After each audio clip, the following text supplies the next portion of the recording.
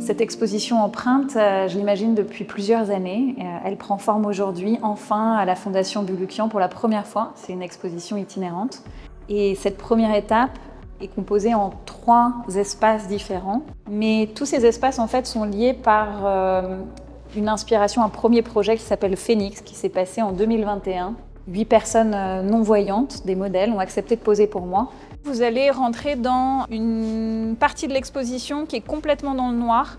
Vous allez suivre une corde où à chaque fois qu'il y aura un nœud à cette corde, c'est qu'il y aura une œuvre sur votre gauche. Il y a aussi la voix au-dessus de la personne qui est représentée.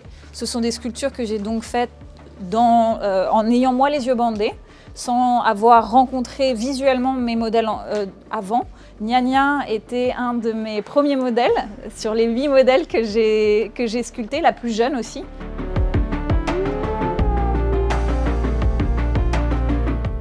On a décidé aussi, avec la commissaire d'exposition Fanny Robin, de faire une partie dans la lumière avec des œuvres issues d'un autre projet, le projet Catharsis, qui lui est inspiré d'une expérience, d'une aventure, d'une maladie qui m'est arrivée en 2021, un cancer du sein. Quand j'ai été malade, j'avais l'impression qu'on m'envoyait voir un spécialiste, tel ou tel expert, comme si c'était qu'un sein finalement, mais qu'en fait c'était un tout. Oui. On est un corps, on est une âme, on est aussi l'histoire qu'on a de notre famille, ce qu'on appelle aujourd'hui l'épigénétique.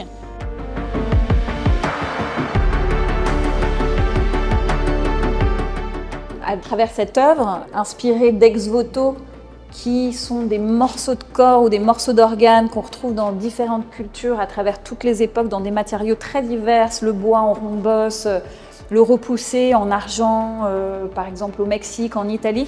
C'est finalement des objets rituels qu'on commande à un artisan quand on a un espoir de guérison, ou quand on remercie d'une guérison, soit pour soi, soit pour un proche.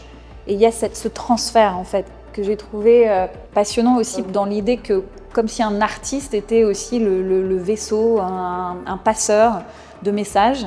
Et l'idée aussi que ces différents ex-voto, qui normalement sont des morceaux, des morcellement de là où on est malade, ici viennent se retrouver tous ensemble à travers le corpus de toutes les œuvres de l'exposition pour montrer qu'on est un tout. Et on est un tout interdépendant aussi avec les êtres vivants, avec un équilibre, une homéostasie qui est essentielle pour non seulement prendre soin de soi, mais aussi prendre soin des autres. Et ses yeux sont en vert. Ah oui. C'est une vache indienne, un hybride entre une petite fille et une vache indienne. C'est vraiment une manière de dire que les filles aussi sont sacrées, parce que les vaches le sont en tant que symbole de fertilité, mais les filles qui sont vecteurs de fertilité, personne n'en veut. Non. C'est un vrai paradoxe.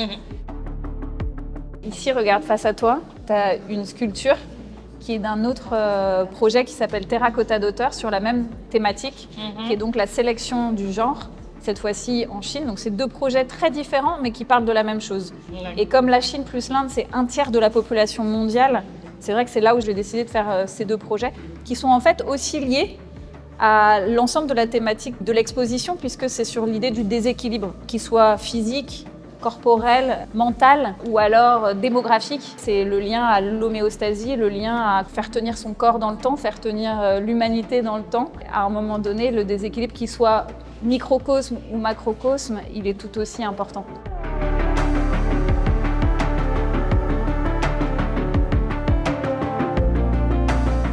Et alors ça, c'est une sculpture que j'avais faite en 2012.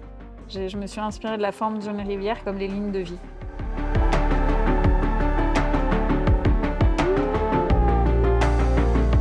Bonjour, je suis Nia et comme tu l'a dit, je suis une des modèles et je savais pas que j'étais une star jusqu'à aujourd'hui.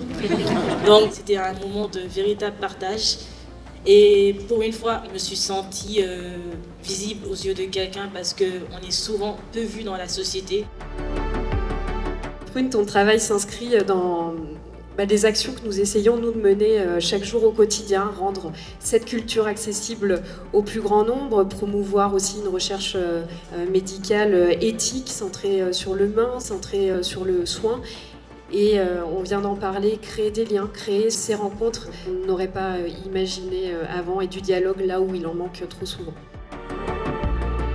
Vous êtes à mon sens une magicienne d'un ordre nouveau. Là où le magicien traditionnel se joue de notre attention, en la détournant par l'illusion, vous, Prune, vous faites l'inverse. Vous réduisez le champ des possibles et vous créez des espaces nouveaux à partir de la rencontre qui se joue entre la densité de vos œuvres et la complexité de chacune.